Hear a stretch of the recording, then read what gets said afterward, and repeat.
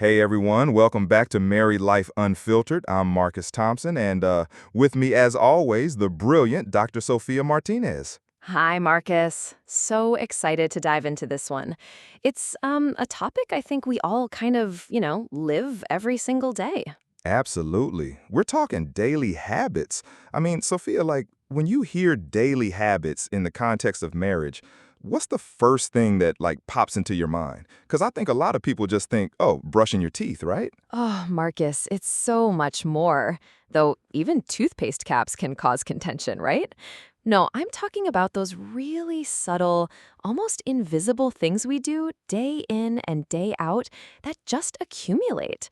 They either build incredible connection and intimacy, or they can, quite frankly, erode it over time without us even realizing. Wow, eroded. That's a strong word. So you're saying, like, even the tiniest little thing, repeated, it actually has that much power? It's not just the big arguments, it's the small stuff? Totally. Think of it like a really, really slow drip. A single drop of water, doesn't do much, but constant, consistent drip on a rock over years creates a groove. Marriage is exactly the same. It's those micro moments, those micro interactions that we just don't pay attention to. The way you say good morning, or if you even say good morning, or leaving your socks on the floor again. Okay, I feel seen. Noted. So it's almost like it's the unconscious rhythm of the relationship then. Precisely. It's the underlying current, the unspoken rules we establish through our actions.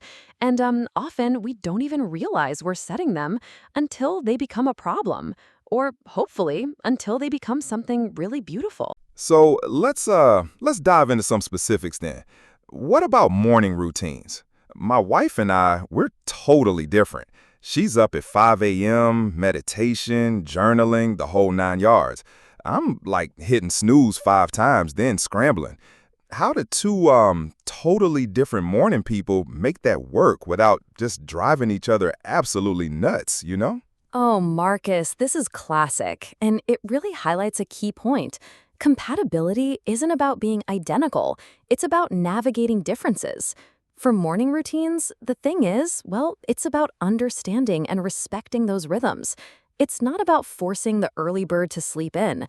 It's about finding small, shared touch points, even if brief. Okay, shared touch points. What does that like practically look like?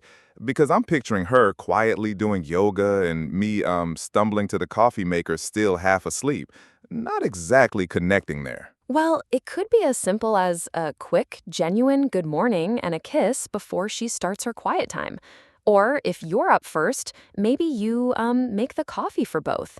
Or when you both are ready, a 5-minute chat over that first cup before the day gets crazy. It's creating a habit of acknowledging each other, even in your separate spaces, rather than just existing in parallel. It truly sets the tone for the whole day, doesn't it? Yeah, I guess it does. You're right. It's like a mini reunion after sleeping. I never really thought of it that way, as a habit to cultivate. So, moving on from mornings, what about communication habits? I feel like we all fall into the trap of, how was your day? Good. Mine too. And like that's it, right? Totally, Marcus. And that's a habit too. It's a habit of superficial communication. What we really want to cultivate are communication rituals, and they're different. These are intentional moments, even short ones, where you genuinely connect, truly check in. For example, some couples have what I call a download time after dinner. Just 15 minutes, no screens, where you both share one high and one low from your day. It creates a routine expectation of deeper sharing. Okay, I like that. Download time.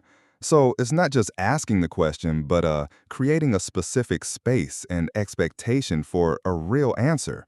Because sometimes you just don't feel like sharing, and you just give the good answer. Exactly. And it's also about validating what the other person shares, not fixing, just listening. Or even a gratitude habit. Some couples, they end the day by sharing 3 things they're grateful for about each other or their life together. It shifts the focus from, the day's stresses to appreciation. These small daily doses of positivity, they're like super glue for relationships, Marcus. Wow, that's powerful. So it's about making connection a non-negotiable part of the day, not just, whenever it happens.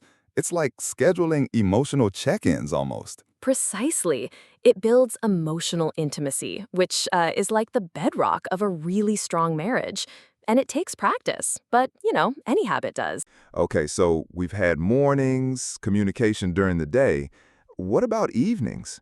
I feel like that's when, for a lot of couples, it's just like screens out, right? Phone, TV, tablet, and then you're just like existing next to each other. Oh, the parallel play of adults, Marcus. It's so common now. And it's not inherently bad, to enjoy your own media. But if it becomes the only evening habit, that's when it can really create a disconnect. My advice is to build in a digital detox habit, even for 30 minutes before bed. Screens off, no notifications. 30 minutes? Wow. That's tough for a lot of people, myself included. What do you do during that time? Just stare at the ceiling? No, no, of course not. That's your prime time for reconnecting. You could read together, talk about plans for the weekend, do a puzzle, listen to music, give each other a quick shoulder rub, or honestly, just like cuddle and talk.